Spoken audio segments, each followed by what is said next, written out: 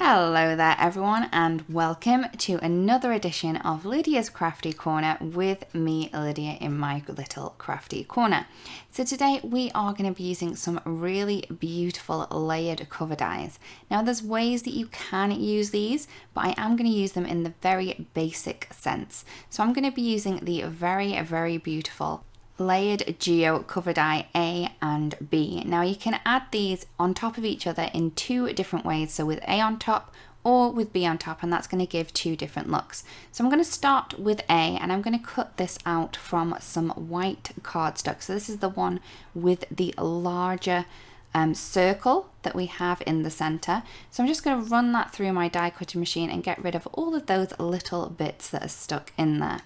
I'm then going to take the next one, and this one I'm going to cut from some vellum. So this isn't going to give me a solid look, it's going to give me a more translucent, very whimsical fairy tale look, I believe. So I'm just going to add this into place. So I'm using 4 1/4 by 5 1/2 panels, and I'm just taping those into place just so it doesn't move around on the die, and that I do have a 4 1/4 by 5 1/2 panel at the end as well, because if I didn't put that tape into place it may shift and then I wouldn't get the perfect size for my card base. For this layer I am going to have to remove that tape. I didn't have to do it for the cardstock because it wouldn't have shown through, but on the vellum it will, so I will need to be very careful and get rid of that tape there. I'm also going to use the centerpiece for this one to do my masking for my blending. So I'm going to adhere these pieces together, and to do that I'm just using my Altenew tape glue. Now we do have this like wide strip on the side of the panels, and that's where I always adhere my pieces together, and that's where I add my glue. You're going to want to add the glue to the one that you're popping on top as well. That means that you won't see any glue that way. So here are my panels added together. I'm going to pop that onto the front of a card panel, and you can see that we have the circle in the center, and that's how I'm going to match up where I want this little masked circle to be. Again, I'm using my Altenew tape glue, adding that to the back of the circle, taking off a little of that stick, and then popping that into place temporarily while I do my blending. So for my blending, I'm going to be using my large blending tools because it is a large surface that I do want to blend. So first off, I'm going to go with the baby pink, and I'm going to go around that circle that we have in place. Now because that is in place, it means that we're going to mask that off, and we're not going to ink through that because it's vellum, so it's a non-porous surface, so it's going to take quite a bit of ink before anything does get through that. So as you can see, I'm just going to keep going with this ink until it's completely covered where I want it to be. I'm kind of going halfway to the edge on the bottom and top, and near enough to the edge on the side pieces. I'm then going to take some fuchsia ink, and I'm just going to go around that circle part just to make that darker around that bit, to make it more pop out from the rest of it. I'm then going to add some blue. Now this one is the Dewdrops, and I've chose this one because it blends really prettily with that baby pink that we have down there, and it creates this really beautiful purple color. So that's why I'm going to go with this one. So I'm going to ink from the edge this time. So I'm going into that pink, and that's going to give me a really beautiful soft blend that way. So this is the Dewdrops. So once I'm happy with the amount of dewdrops I have on there, I'm then going to take a slightly darker shade of blue, and this one is the Aqualicious. It's a very pretty color.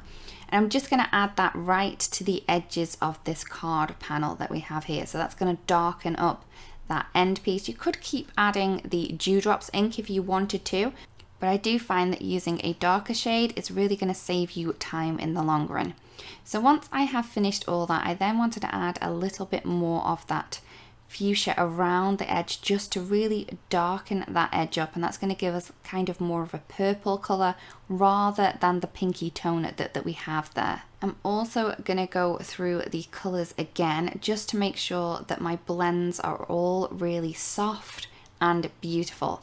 Now it doesn't matter if you don't get it perfect, because when we place those cover dies on top, it's going to kind of disguise any of the rough blending that we have. Another way to disguise that as well is to add some splatter. So I'm going to be using my favorite ink of the splattering tools at the minute, which is the Iridescent. So I'm just going to splatter that on. I'm using the kind of nozzle that's in the bottle, just removing that and then splattering that on to my beautiful blended card background. So once that is all done and my piece is dry, I'm then going to remove that little circle piece that we have there. So as you can see, that mask has done its job perfectly. So once my panel's dry, I'm then going to add that onto a front of a card base. So this is a white 4 1/4 by 5 1/2, and I'm just using some glue to pop that into place.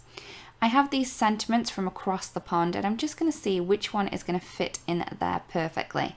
And you can see that this one fitted in really, really well. If you keep your stamps on the little carrier sheet, you can really play around with how they're going to look before you do stamp them. So I'm going to stamp this into that center piece using some Obsidian ink.